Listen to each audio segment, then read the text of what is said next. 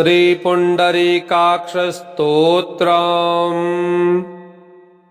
वराह उवाच नमस्ते पुण्डरीकाक्ष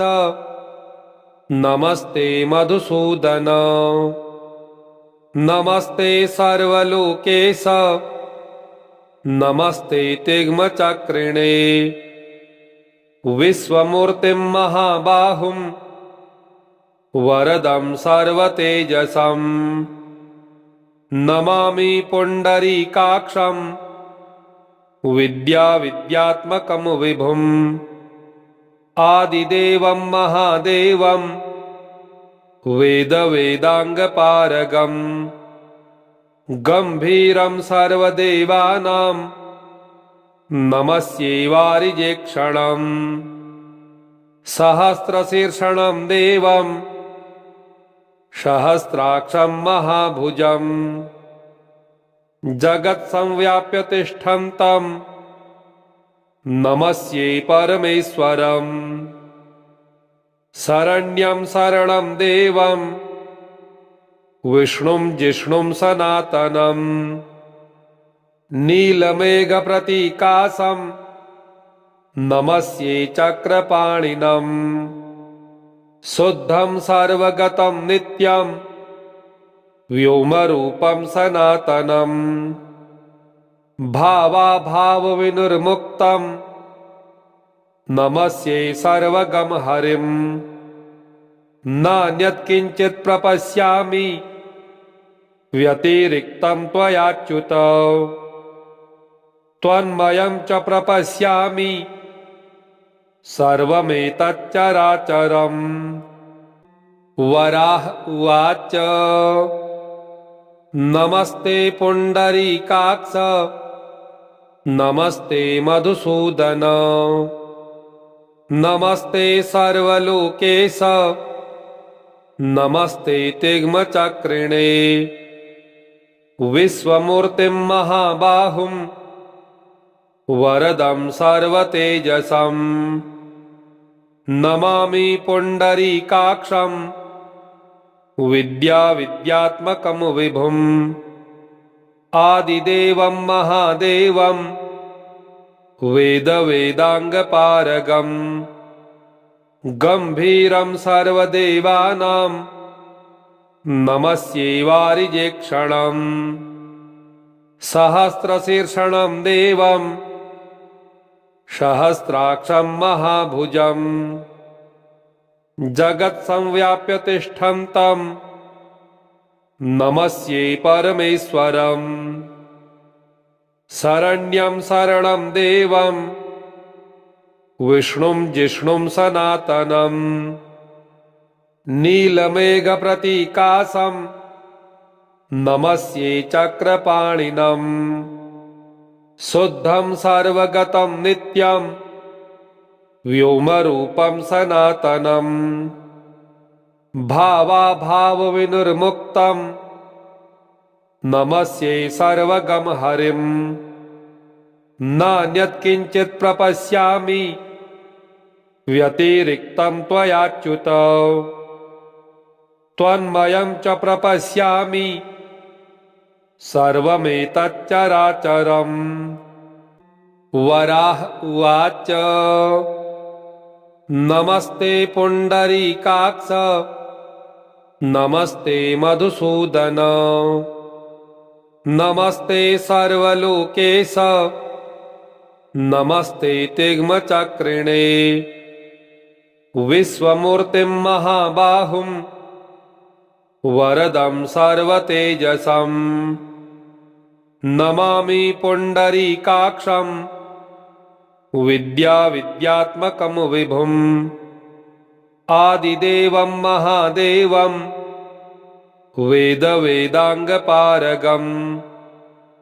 गम्भीरं सर्वदेवानां नमस्ये वारिजेक्षणम् सहस्रशीर्षणं देवं सहस्राक्षं महाभुजं जगत्संव्याप्य तिष्ठन्तं नमस्ये परमेश्वरं शरण्यं शरणं देवं विष्णुं जिष्णुं सनातनं नीलमेघप्रतीकाशं नमस्ये चक्रपाणिनम् शुद्धं सर्वगतं नित्यं व्योमरूपं सनातनं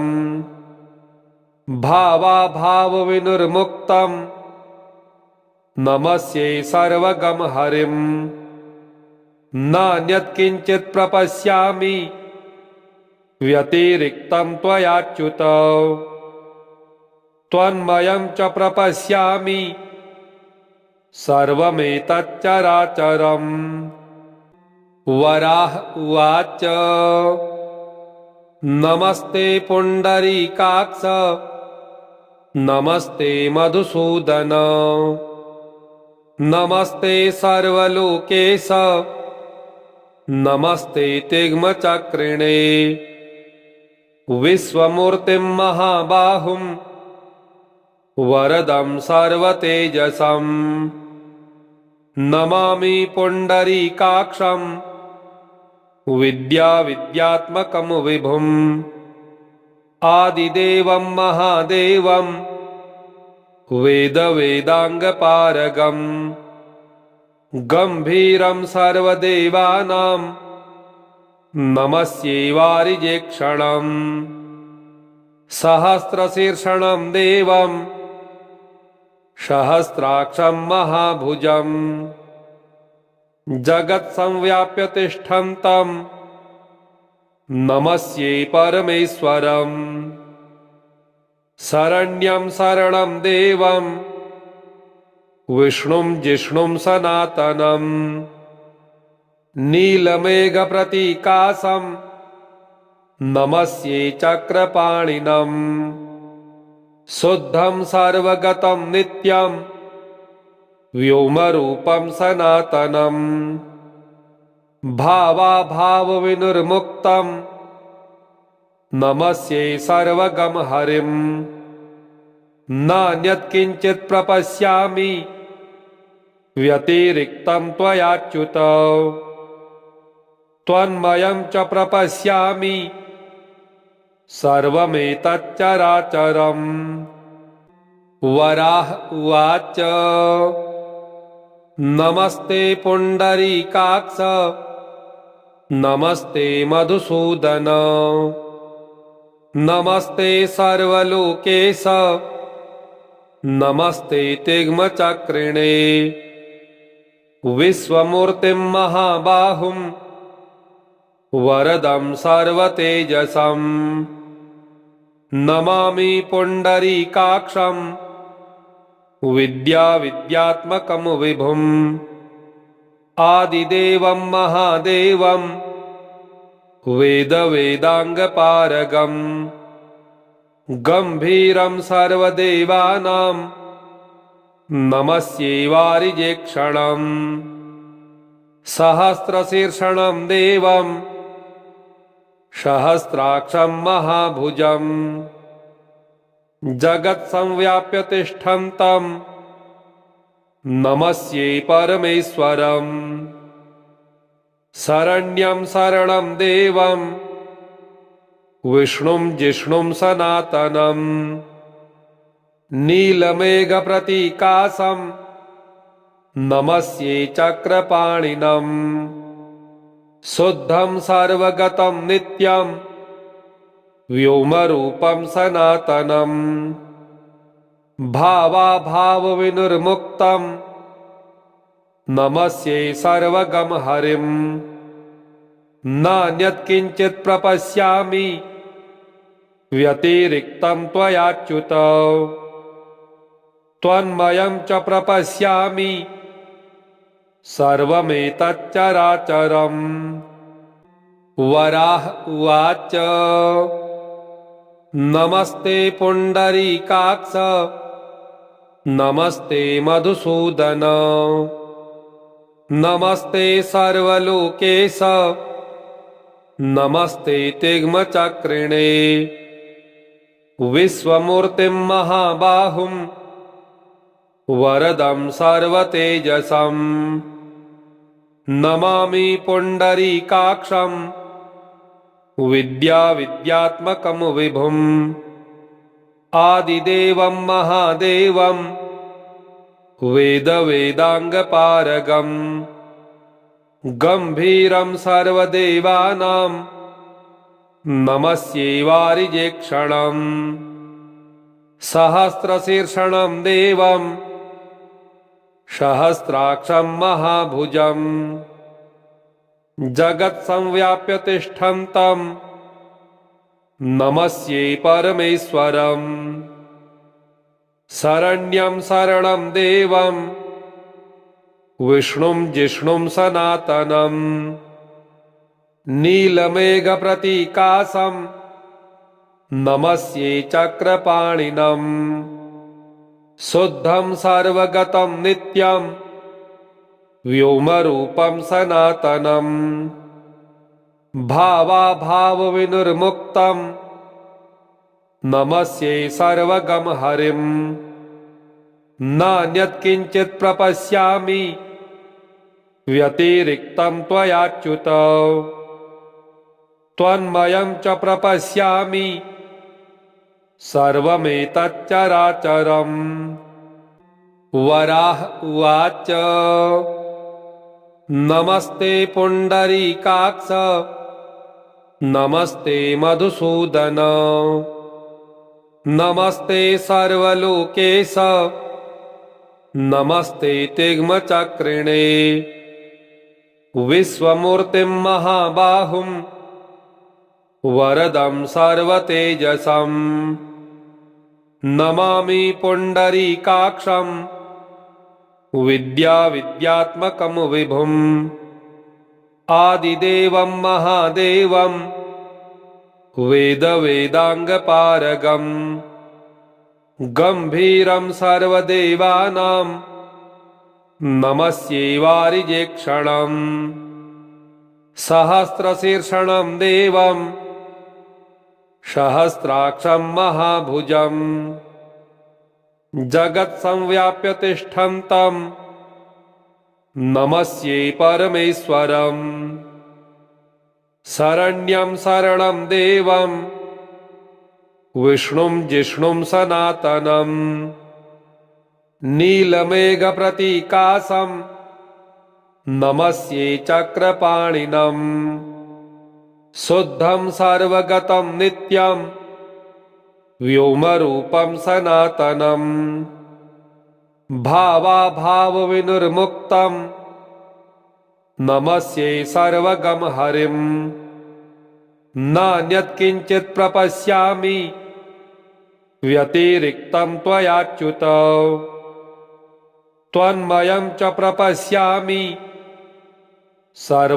सर्वमेतच्चराचरम् वराह उवाच नमस्ते पुण्डरीकाक्ष नमस्ते मधुसूदन नमस्ते सर्वलोकेश नमस्ते तिग्मचक्रिणे विश्वमूर्तिं महाबाहुं वरदं सर्वतेजसं नमामि पुण्डरीकाक्षं विद्याविद्यात्मकं विभुम् आदिदेवं महादेवं वेदवेदाङ्गपारगम् गम्भीरं सर्वदेवानां नमस्ये वारिजेक्षणम् सहस्रशीर्षणं देवं सहस्राक्षं महाभुजम् जगत्संव्याप्य तिष्ठन्तं नमस्ये परमेश्वरम् शरण्यं शरणं देवं विष्णुं जिष्णुं सनातनम् नीलमेघप्रतीकाशं नमस्ये चक्रपाणिनम् शुद्धं सर्वगतं नित्यं व्योमरूपं सनातनम् भावाभावविनिर्मुक्तं नमस्ये सर्वगं हरिम् नान्यत्किञ्चित् प्रपश्यामि व्यतिरिक्तं त्वयाच्युत त्वन्मयं च प्रपश्यामि सर्वमेतच्चराचरम्। वराह उवाच नमस्ते पुण्डरीकाक्ष नमस्ते मधुसूदन नमस्ते सर्वलोकेश नमस्ते तिग्मचक्रिणे विश्वमूर्तिं महाबाहुं वरदं सर्वतेजसं नमामि पुण्डरीकाक्षं विद्याविद्यात्मकं विभुम् आदिदेवं महादेवं वेदवेदाङ्गपारगम् गम्भीरं सर्वदेवानां नमस्ये वारिजेक्षणम् सहस्रशीर्षणं देवं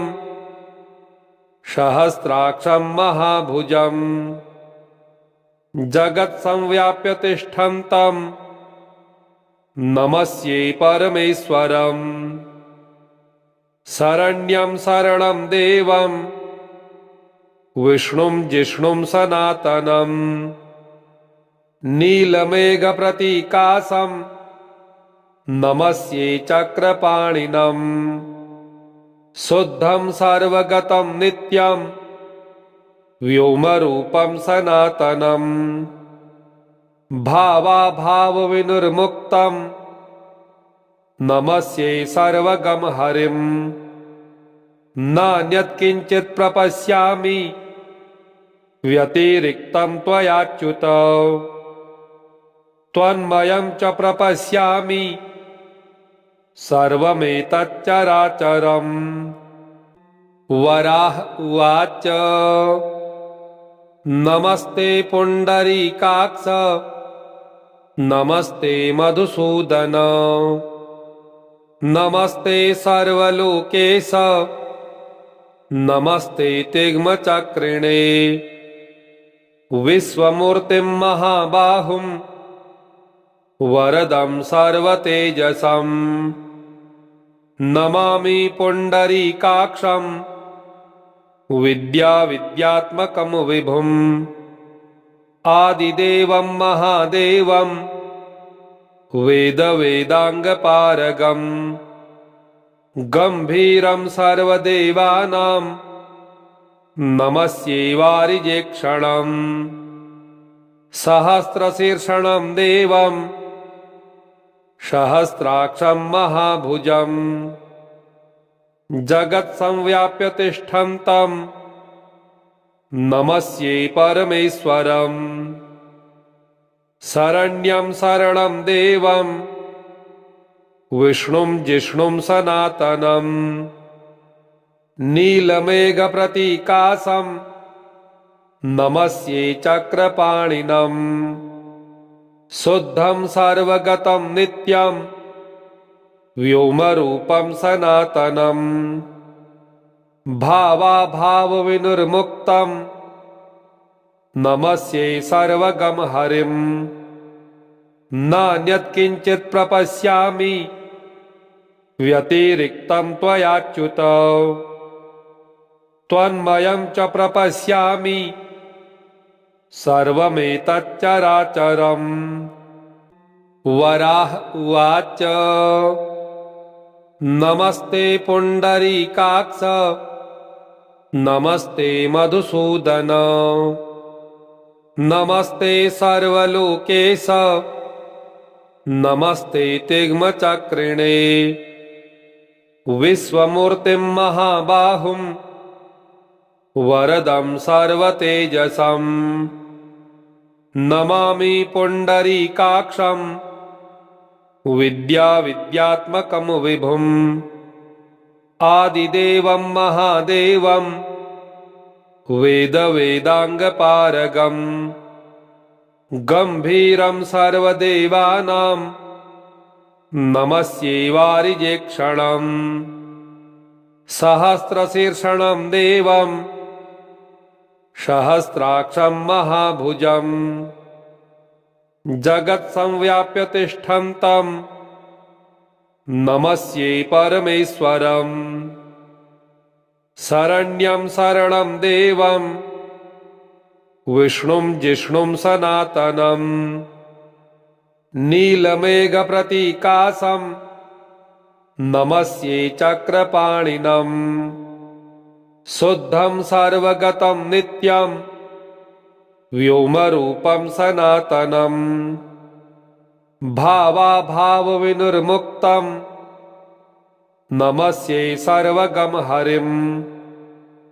नान्यत्किञ्चित् प्रपश्यामि व्यतिरिक्तं त्वयाच्युत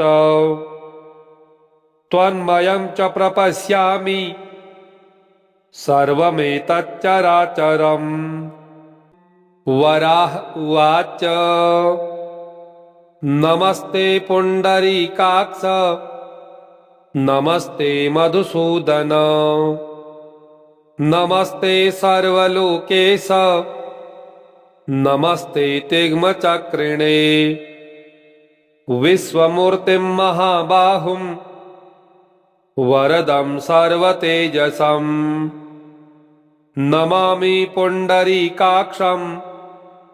विद्याविद्यात्मकं विभुम् आदिदेवं महादेवं वेदवेदाङ्गपारगं गम्भीरं सर्वदेवानां नमस्ये वारिजेक्षणं सहस्रशीर्षणं देवं सहस्राक्षं महाभुजं जगत्संव्याप्य तिष्ठन्तं नमस्ये परमेश्वरम्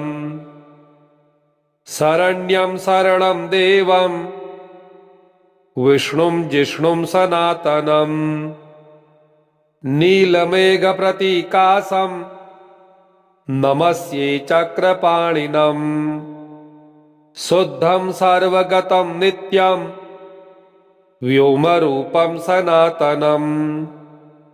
भावाभावविनिर्मुक्तं नमस्ये सर्वगं हरिं नान्यत्किञ्चित् प्रपश्यामि व्यतिरिक्तं त्वयाच्युत त्वन्मयं च प्रपश्यामि सर्वमेतच्चराचरम् वराह उवाच नमस्ते पुण्डरीकाक्ष नमस्ते मधुसूदन नमस्ते सर्वलोकेश नमस्ते तिग्मचक्रिणे विश्वमूर्तिं महाबाहुं वरदं सर्वतेजसं नमामि पुण्डरीकाक्षं विद्याविद्यात्मकं विभुम् आदिदेवं महादेवं वेदवेदाङ्गपारगं गम्भीरं सर्वदेवानां नमस्ये वारिजेक्षणं सहस्रशीर्षणं देवं सहस्राक्षं महाभुजं जगत्संव्याप्य तिष्ठन्तं नमस्ये परमेश्वरम् शरण्यं शरणं देवं विष्णुं जिष्णुं सनातनं नीलमेघप्रतीकाशं नमस्ये चक्रपाणिनं शुद्धं सर्वगतं नित्यं व्योमरूपं सनातनं भावाभावविनिर्मुक्तं नमस्ये सर्वगं हरिं नान्यत्किञ्चित् प्रपश्यामि व्यतिरिक्तं त्वयाच्युत त्वन्मयं च प्रपश्यामि सर्वमेतच्चराचरम् वराह उवाच नमस्ते पुण्डरीकाक्ष नमस्ते मधुसूदन नमस्ते सर्वलोकेश नमस्ते तिग्मचक्रिणे विश्वमूर्तिं महाबाहुं वरदं सर्वतेजसं नमामि पुण्डरीकाक्षं विद्याविद्यात्मकं विभुम् आदिदेवं महादेवं वेदवेदाङ्गपारगं गम्भीरं सर्वदेवानां नमस्ये वारिजेक्षणं सहस्रशीर्षणं देवं सहस्राक्षं महाभुजं जगत्संव्याप्य तिष्ठन्तं नमस्ये परमेश्वरम् शरण्यं शरणं देवं विष्णुं जिष्णुं सनातनं नीलमेघप्रतीकासं नमस्ये चक्रपाणिनं शुद्धं सर्वगतं नित्यं व्योमरूपं सनातनं भावाभावविनिर्मुक्तं नमस्ये सर्वगं हरिं नान्यत्किञ्चित् प्रपश्यामि व्यतिरिक्तं त्वयाच्युत त्वन्मयं च प्रपश्यामि सर्वमेतच्चराचरम् वराह उवाच नमस्ते पुण्डरीकाक्ष नमस्ते मधुसूदन नमस्ते सर्वलोकेश नमस्ते तिग्मचक्रिणे विश्वमूर्तिं महाबाहुं वरदं सर्वतेजसं नमामि पुण्डरीकाक्षं विद्याविद्यात्मकं विभुम् आदिदेवं महादेवं वेदवेदाङ्गपारगं गम्भीरं सर्वदेवानां नमस्ये वारिजेक्षणं सहस्रशीर्षणं देवं सहस्राक्षं महाभुजं जगत्संव्याप्य तिष्ठन्तं नमस्ये परमेश्वरम् शरण्यं शरणं देवं विष्णुं जिष्णुं सनातनं नीलमेघप्रतीकासं नमस्ये चक्रपाणिनं शुद्धं सर्वगतं नित्यं व्योमरूपं सनातनं भावाभावविनिर्मुक्तं नमस्ये सर्वगं हरिं नान्यत्किञ्चित् प्रपश्यामि व्यतिरिक्तं त्वयाच्युत त्वन्मयं च प्रपश्यामि सर्वमेतच्चराचरम् वराह उवाच नमस्ते पुण्डरीकाक्ष नमस्ते मधुसूदन नमस्ते सर्वलोकेश नमस्ते तिग्मचक्रिणे विश्वमूर्तिं महाबाहुं वरदं सर्वतेजसं नमामि पुण्डरीकाक्षं विद्याविद्यात्मकं विभुम् आदिदेवं महादेवं वेदवेदाङ्गपारगं गम्भीरं सर्वदेवानां नमस्ये वारिजेक्षणं सहस्रशीर्षणं देवं सहस्राक्षं महाभुजं जगत्संव्याप्य तिष्ठन्तं नमस्ये परमेश्वरम् शरण्यं शरणं देवं विष्णुं जिष्णुं सनातनं नीलमेघप्रतीकासं नमस्ये चक्रपाणिनं शुद्धं सर्वगतं नित्यं व्योमरूपं सनातनं भावाभावविनिर्मुक्तं नमस्ये सर्वगं हरिं नान्यत् किञ्चित् प्रपश्यामि व्यतिरिक्तं त्वयाच्युत त्वन्मयं च प्रपश्यामि सर्वमेतच्चराचरम्। वराह उवाच नमस्ते पुण्डरीकाक्ष नमस्ते मधुसूदन नमस्ते सर्वलोकेश नमस्ते तिग्मचक्रिणे विश्वमूर्तिं महाबाहुं वरदं सर्वतेजसं नमामि पुण्डरीकाक्षं विद्याविद्यात्मकं विभुम् आदिदेवं महादेवं वेदवेदाङ्गपारगम् गम्भीरं सर्वदेवानां नमस्ये वारिजेक्षणम् सहस्रशीर्षणं देवं सहस्राक्षं महाभुजम् जगत्संव्याप्य तिष्ठन्तं नमस्ये परमेश्वरम् शरण्यं शरणं देवं विष्णुं जिष्णुं सनातनम्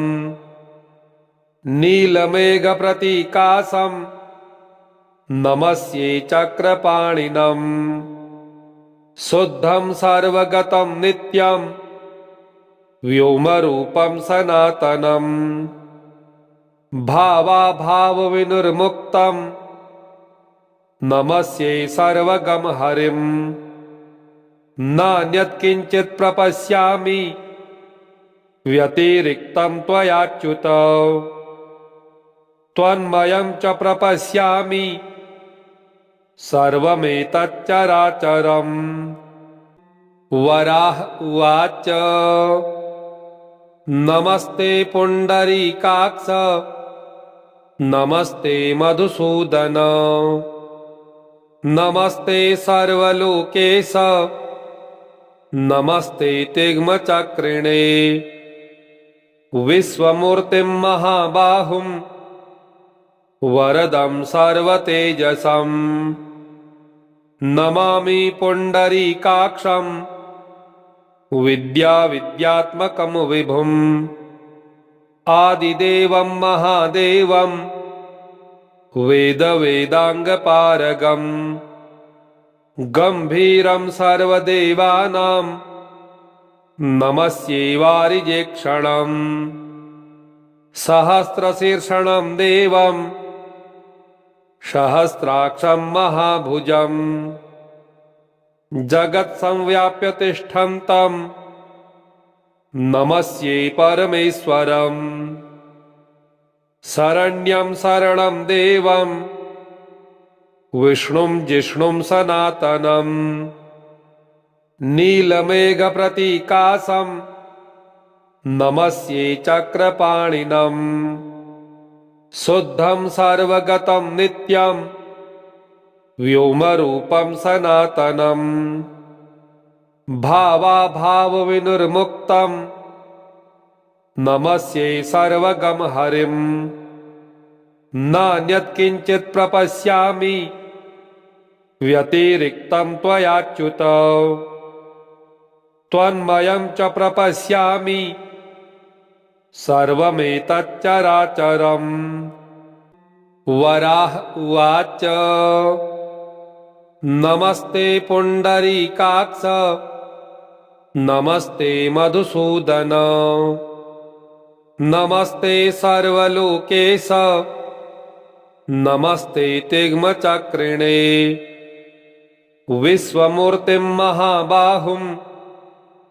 वरदं सर्वतेजसं नमामि पुण्डरीकाक्षं विद्याविद्यात्मकं विभुम् आदिदेवं महादेवं वेदवेदाङ्गपारगम् गम्भीरं सर्वदेवानां नमस्ये वारिजेक्षणम् सहस्रशीर्षणं देवं सहस्राक्षं महाभुजम् जगत्संव्याप्य तिष्ठन्तं नमस्ये परमेश्वरम् शरण्यं शरणं देवं विष्णुं जिष्णुं सनातनं नीलमेघप्रतीकाशं नमस्ये चक्रपाणिनं शुद्धं सर्वगतं नित्यं व्योमरूपं सनातनं भावाभावविनिर्मुक्तं नमस्ये सर्वगं हरिं नान्यत् किञ्चित् प्रपश्यामि व्यतिरिक्तं त्वयाच्युत त्वन्मयं च प्रपश्यामि सर्वमेतच्चराचरम्। वराह उवाच नमस्ते पुण्डरीकाक्ष नमस्ते मधुसूदन नमस्ते सर्वलोकेश नमस्ते तिग्मचक्रिणे विश्वमूर्तिं महाबाहुं वरदं सर्वतेजसं नमामि पुण्डरीकाक्षं विद्याविद्यात्मकं विभुम् आदिदेवं महादेवं वेदवेदाङ्गपारगम् गम्भीरं सर्वदेवानां नमस्ये वारिजेक्षणम् सहस्रशीर्षणं देवं सहस्राक्षं महाभुजम् जगत्संव्याप्य तिष्ठन्तं नमस्ये परमेश्वरम् शरण्यं शरणं देवं विष्णुं जिष्णुं सनातनं नीलमेघप्रतीकाशं नमस्ये चक्रपाणिनं शुद्धं सर्वगतं नित्यं व्योमरूपं सनातनं भावाभावविनिर्मुक्तं नमस्ये सर्वगं हरिं नान्यत् किञ्चित् प्रपश्यामि व्यतिरिक्तं त्वयाच्युत त्वन्मयं च प्रपश्यामि सर्वमेतच्चराचरम्। वराह उवाच नमस्ते पुण्डरीकाक्ष नमस्ते मधुसूदन नमस्ते सर्वलोकेश नमस्ते तिग्मचक्रिणे विश्वमूर्तिं महाबाहुं वरदं सर्वतेजसं नमामि पुण्डरीकाक्षं विद्याविद्यात्मकं विभुम् आदिदेवं महादेवं वेदवेदाङ्गपारगम् गम्भीरं सर्वदेवानां नमस्ये वारिजेक्षणम् सहस्रशीर्षणं देवं सहस्राक्षं महाभुजम् जगत्संव्याप्य तिष्ठन्तं नमस्ये परमेश्वरम् शरण्यं शरणं देवं विष्णुं जिष्णुं सनातनं नीलमेघप्रतीकाशं नमस्ये चक्रपाणिनं शुद्धं सर्वगतं नित्यं व्योमरूपं सनातनं भावाभावविनिर्मुक्तं नमस्ये सर्वगं हरिं नान्यत् किञ्चित् प्रपश्यामि व्यतिरिक्तं त्वयाच्युत त्वन्मयं च प्रपश्यामि सर्वमेतच्चराचरम्। इति श्री पुण्डरीकाक्षस्तोत्रम् श्री पुण्डरीकाक्षार्पणमस्तु। ओम श्री पुण्डरीकाक्षाय नमः।